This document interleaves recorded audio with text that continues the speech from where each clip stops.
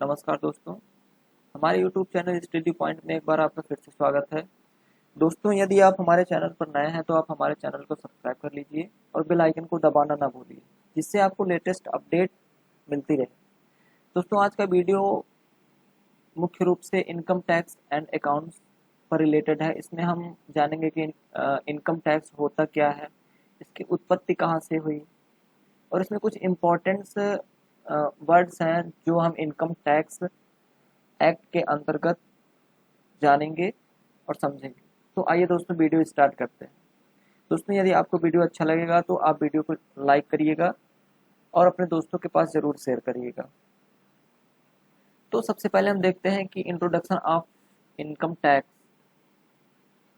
हम income tax को मुख्य रूप से भारत में कब से इसकी स्टार्टिंग हुई, इन पर हम बात करेंगे। In India income tax was introduced for the first time in 1860। Bharat में सबसे पहले 1860 ईस्वी में लोग आयकर से परिचित हुए, क्योंकि उस समय 1857 में क्रांति हुई थी। इसके पहले 1860 के पहले 1857 में 1857 में एक क्रांति हुई थी, जिसमें मुख्य रूप से क्या हुआ था कि sir William sir James Wilson sir James Wilson के आर्डर पर या आदेश पर मुख्य रूप से जो मिलिट्री म्यूटिनी हुई थी, इसमें इन्होंने जो हानियों की क्षतिपूर्ति के लिए सभी व्यक्ति से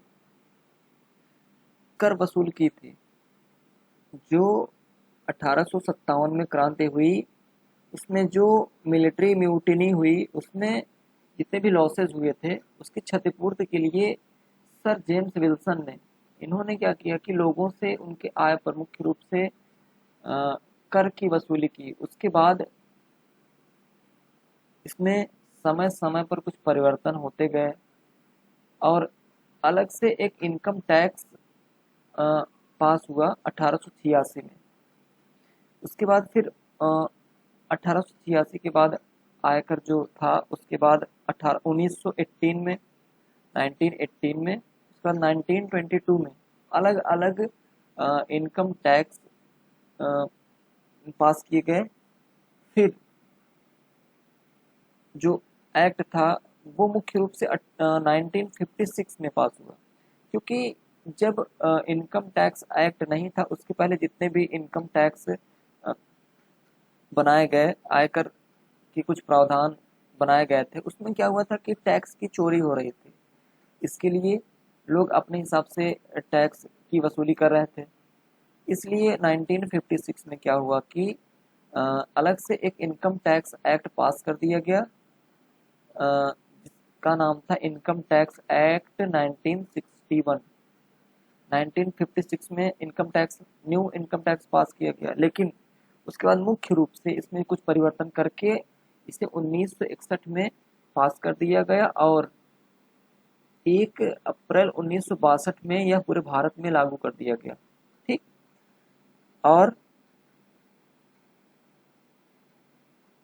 आगे हम देखते हैं कि इसमें क्या है कि व्हाट इज इनकम टैक्स, यह आयकर है क्या। मुख्य रूप से इसका अर्थ हम समझ लेते हैं कि दोस्तों, जैसा कि हम जानते हैं कि भारत में सभी व्यक्ति कुछ न कुछ आय अर्जित करते रहते हैं और उसमें से सरकार को अपनी आय प्राप्त करने के लिए लोगों से कुछ कर की वसूली करता है। उनकी कमाई पर कुछ पैसा सरकार मुख्य रूप से उनसे लेती है, जिसे हम इनकम टैक्स कहते हैं। अब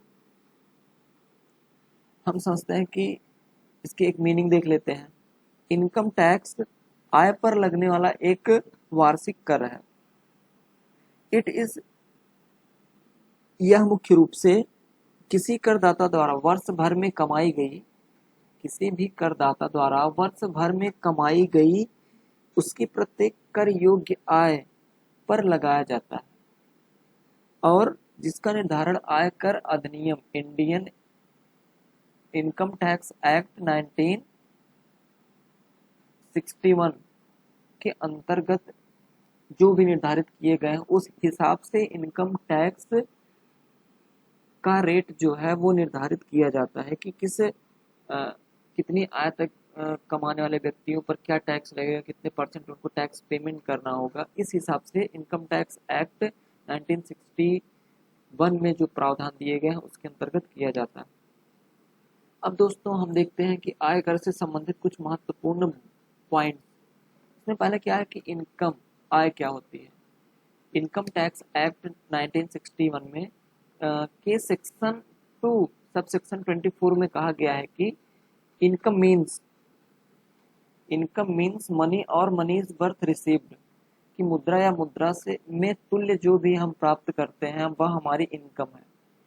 it is a periodical receipt from one business land work investment, यानी कि किसी बिजनेस में से प्राप्त करते हैं यदि कुछ इनकम या कुछ रिसीव करते हैं जो कि मुद्रा या मुद्रा से के तुल्य में होती है। भूमि से या किसी भी काम करने के बाद जो धन हम प्राप्त करते हैं उसे हम इनकम के रूप में देखते हैं। इसमें मुख्य रूप से क्या क्या इंक्लूड किया गया है। प्रॉफिट एंड गेन्स, यदि हम कोई बिजनेस करें उसमें से जो प्रॉफिट होगा वो हमारे लिए क्या है, इनकम है। Dividend, voluntary contribution received by a trust, contribution received by any university और अदर एजुकेशनल इंस्टीट्यूशन, किसी भी यूनिवर्सिटी से या किसी भी शिक्षण संस्थान से जो पैसा रिसीव किया जा रहा है उसे भी इनकम के अंतर्गत हम देखते हैं। सैलरीज रिसीव्ड बाय एम्प्लॉय, यदि किसी भी व्यक्ति के द्वारा सैलरी प्राप्त की जाती है, यदि वह कहीं काम कर रहा है तो उसके बदले उसे कुछ प्रतिफल मिलेगा, और जो प्रतिफल मिलेगा उसे हम मुख्य रूप से इनकम के रूप में जानते हैं। The profit and gains of business of banking, जो बैंकिंग कंपनियां होती हैं, जो बैंकिंग व्यवसाय होता है उससे जो प्रॉफिट और गेन्स होता है उसे भी हम इनकम के अंतर्गत रखते हैं। अगला हमारा क्या है, ग्रास टोटल इनकम। ये ग्रास टोटल इनकम क्या है, कुल सकल आय, यानी कि सेक्शन 80B के सब सेक्शन 5 में कहा गया है कि income of a person is computed under the following 5 hands. कुल सकल आय के अंतर्गत सैलरीज, जो वेतन प्राप्त करते हैं उसे, income from house property, profit and gains of business और प्रोफेशन, यदि किसी भी कोई पेशेवर व्यक्ति है उसे जो लाभ होता है उसे हम टोटल ग्रॉस इनकम के अंतर्गत दिखाते हैं। कैपिटल गेन्स, जो हमारे पूंजीगत लाभ होते हैं, या इनकम फ्रॉम अदर सोर्सेज, या किसी अन्य सोर्स से जो हमें लाभ प्राप्त होता है उसे हम कुल सकल आय के अंतर्गत लिखते हैं। ठीक, अब अगला हमारा क्या है, टोटल इनकम। हमारा ये टोटल इनकम क्या है, कुल आय क्या है, इसे इनकम टैक्स एक्ट 1961 के सेक्शन 2 के सबसेक्शन 45 में दिखाया गया है। इसमें कहा गया है कि total income means the amount left after making the deduction under section 18C to 18U from the gross total income, यानी कि 18C और 18U को जब ग्रास टोटल इनकम में से घटाया जाता है जो अमाउंट प्राप्त होता है उसे हम टोटल इनकम कहते हैं। यानी कि जो हमारा टोटल ग्रास इनकम है, ग्रास टोटल इनकम जो होता है हमारा, अभी हमने बताया था ना कि ग्रास टोटल इनकम में क्या क्या इंक्लूड है। ग्रास टोटल इनकम के में से हम क्या करते हैं कि 18C में जो चीजें दी गई हैं, जब आप इनकम टैक्स एक्ट 1961 पढ़ेंगे एक्सप्लेन करके, तो उसमें क्या होगा कि आपको बताया जाएगा कि 1961 में जब हम पढ़ेंगे तो उसमें बताया जाएगा कि हमारे जो 18C है उसमें क्या दिया गया है और 80U क्या है इसमें क्या दिया गया है। ठीक, 80U और 80C को हम किस में से घटा देते हैं, टोटल ग्रास इनकम में से जब घटा देंगे तो हमारा क्या होगा, टोटल इनकम प्राप्त होगा। ठीक, टोटल इनकम जो होगा वो हमारा क्या होगा, प्राप्त होगा। ठीक, अब अगला हमारा क्या है, एग्रीकल्चरल इनकम, यानी कि हमारी कृषि आय क्या है। तो इनकम टैक्स एक्ट 1961 के अंतर्गत कृषि आय के बारे में क्या कहा गया है, वह सेक्शन 2 के सब सेक्शन 45 में दिखाया गया है। The income tax does not, income tax does not, sorry इसका जो सेक्शन है यहाँ थोड़ा गलत टाइप हो गया है। इसका सेक्शन जो है एग्रीकल्चर इनकम का जो सेक्शन है ये क्या है, सेक्शन 2। सेक्शन 2 तो सही है, पर इसका जो सब सेक्शन 45 यहाँ पर लिखा गया ये क्या है, 1A। ठीक, सब सेक्शन 1A के अंतर्गत कृषि आय के बारे में बताया गया है। तो इसमें कहा गया है कि income tax does not define the terms agricultural income, लेकिन फिर भी हम एग्रीकल्चर इनकम को मुख्य रूप से इसमें इंक्लूड करते हैं। क्या कहा गया है कि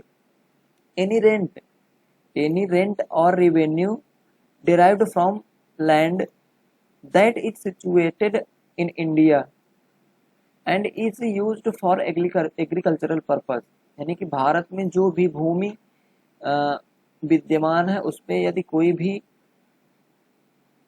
कार्य किया जाता है तो उससे जो प्राप्ति होती है उसे हम कृषि आय से डिफाइन करते हैं, कृषि आय समझते हैं। जैसे यदि हम भारत में कोई जमीन है उस पर हम कोई फसल बोते हैं या उसे हम सेल करते हैं तो उससे जो हमें प्राप्त होगा उसे हम क्या कहेंगे, agricultural income.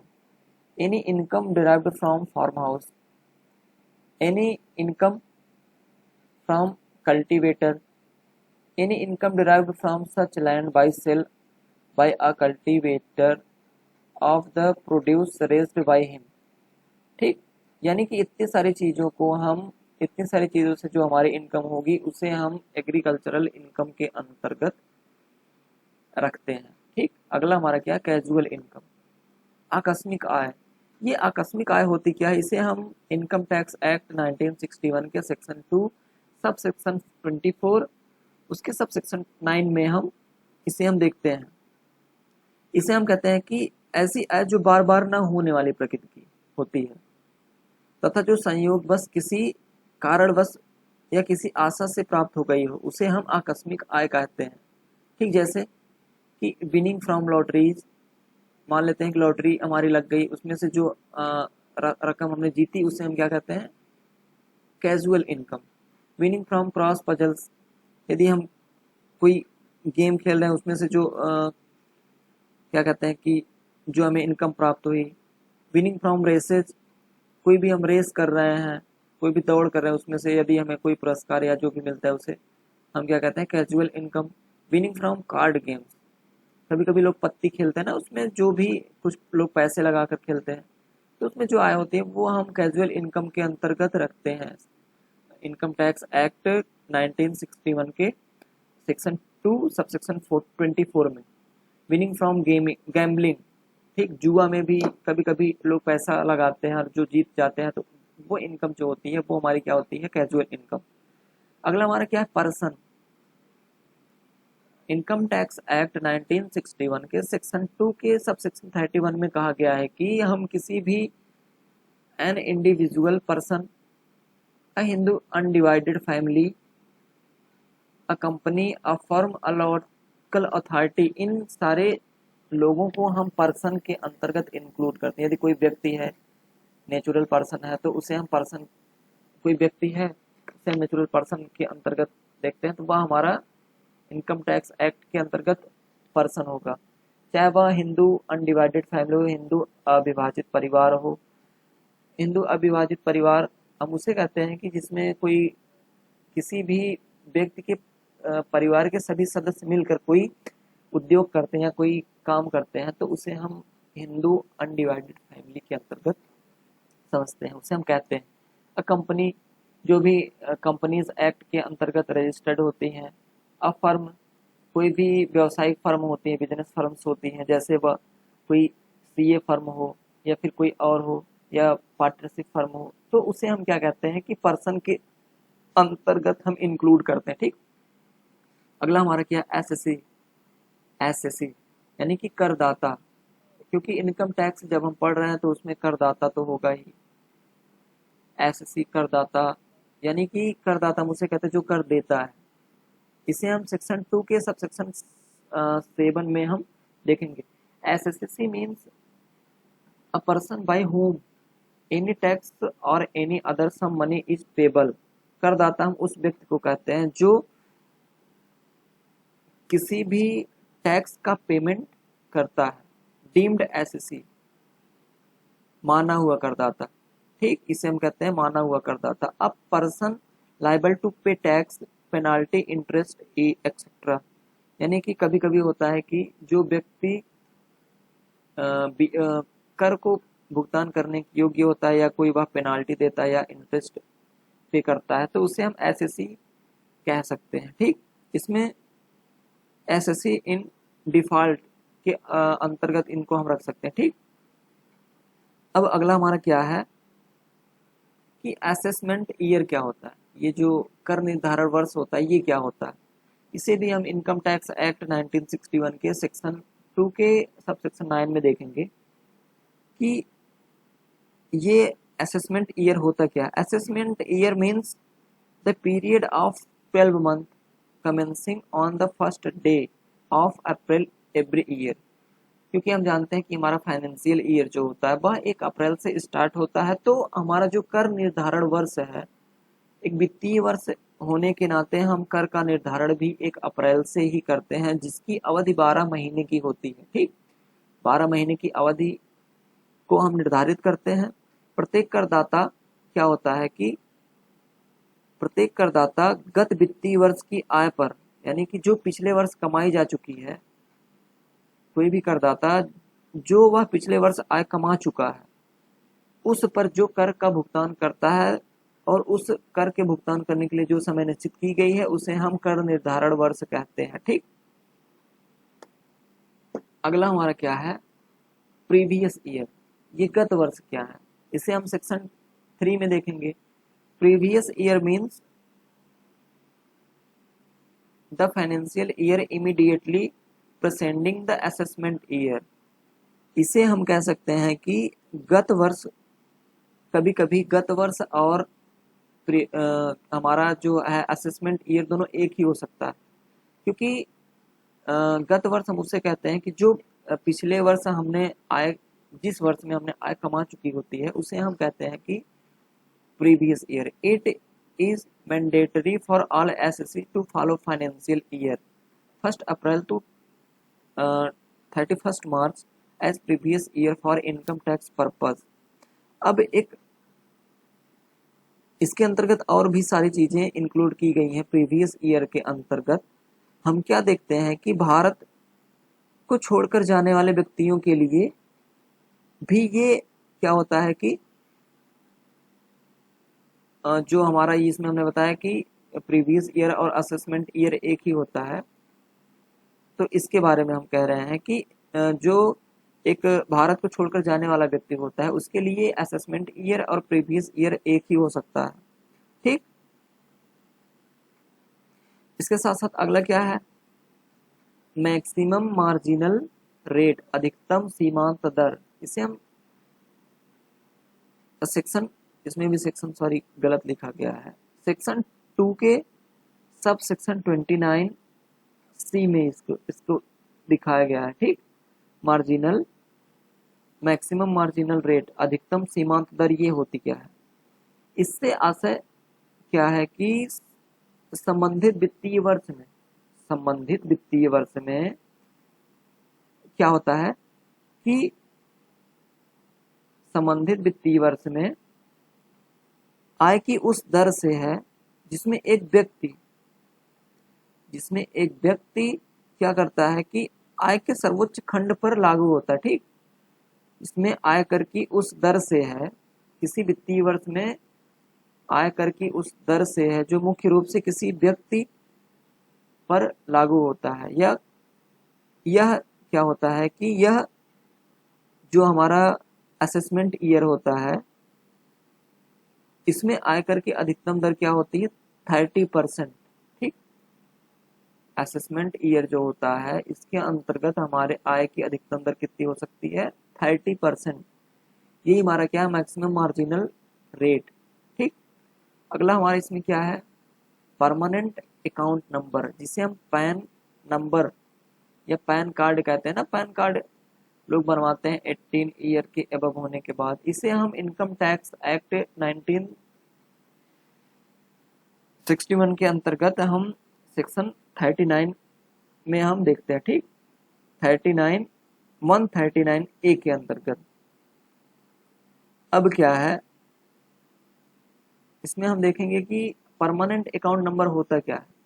Permanent account number which consist of 10 digit alpha numeric characters and is assigned to all taxpayers in India। तो असेसमेंट, जो हमारा असेसमेंट ऑफिसर होता है वह किसी व्यक्ति को उसकी पहचान के लिए एक यूनिक 10 डिजिट का एक नंबर प्रोवाइड करता है। यह इनकम टैक्स एक्ट 1961 के अंतर्गत income tax Indian income tax department के द्वारा निर्धारित किया जाता है। यह मुख्य रूप से इनकम टैक्स को रिटर्न फाइल भरने के लिए यूज किया जाता है, या किसी भी करेस्पॉन्डेंस या पत्र व्यवहार के लिए, या किसी अन्य काम के लिए, या प्रूफ के लिए भी यूज किया जा सकता है। आजकल के समय में पैन कार्ड का उपयोग बैंकों में भी तो होने लगा इसका उपयोग। इसके लिए फॉर्म संख्या 49, इसके लिए फॉर्म संख्या 49A को फिल करके आवेदन करना होता है, ठीक, जिससे हमें पैन कार्ड का नंबर जो होता है वो मिलता है। अगला हमारा क्या है? Tax deduction and collection account number, कर कटौती एवं संग्रह संख्या। सेक्शन 203A के अंतर्गत क्या दिया गया है कि हमारा टैन क्या होता है? एक ऐसा व्यक्ति जो टीडीएस काटने का उत्तरदायी है, उसे फॉर्म संख्या 49B को फिल करके टैन नंबर प्राप्त करना आवश्यक होता है। इसके लिए 49A था पैन कार्ड के लिए, लेकिन टैन के लिए क्या है? 49B फॉर्म को फिल करके हम क्या कर सकते हैं कि टैन नंबर प्राप्त कर सकते हैं। हम टैन नंबर को क्या कर सकते हैं कि टीडीएस संबंधित प्रपत्रों में इसको हवाला दे सकते हैं, ठीक। टीडीएस से संबंधित काम के लिए इसका उपयोग हम कर सकते हैं। तो दोस्तों, आज का वीडियो यहीं तक।